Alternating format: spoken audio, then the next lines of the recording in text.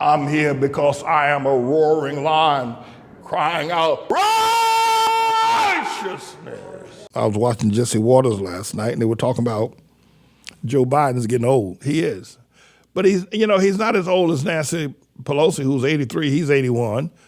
Mitch McConnell's 81. Remember Mitch McConnell going back a couple of months ago? Mitch McConnell standing there, Kentucky, and I was by Kentucky. Wait a minute, let me get this right.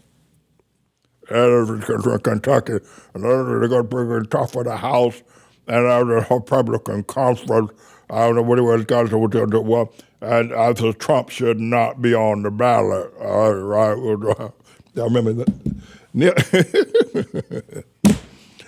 He's 81, and Biden, but maybe I think Biden got some physical problems they haven't told us about. I think he's on crack.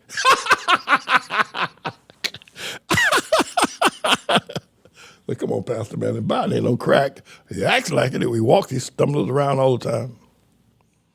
And so I want to say to you, vote hell no for Sleepy Joe. Vote hell no for Sleepy Joe. Now, hell is a word in the Bible, by the way.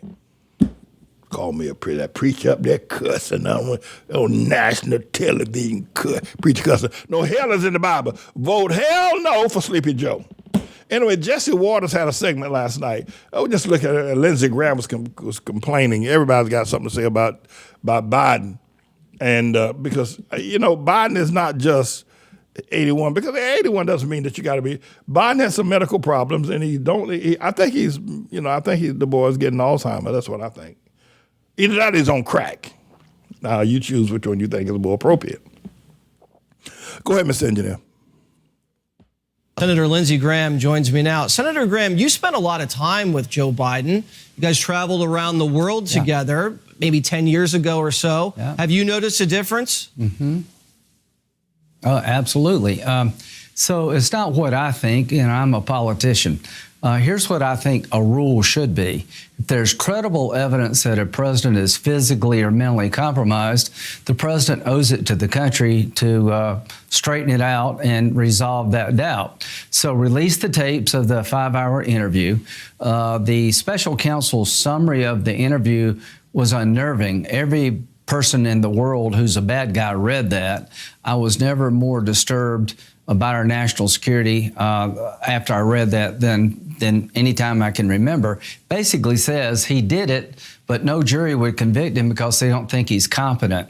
So I think President Biden, after this statement by the special counsel, not some political hack, owes it to the country to release the tape and take an exam. Senator, you know how the intelligence community works. We now have a 5-hour tape that could just be terminal to the Biden reelection campaign, or a second term. They're dangling it over his head. It could be used at any time, released at any moment.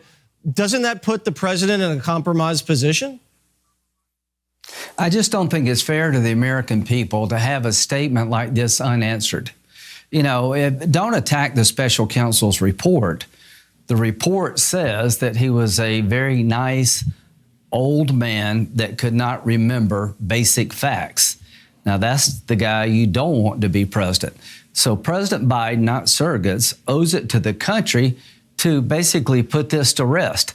Let us listen to the tape to see if it was an accurate summary of the interview. Let the tape speak for itself.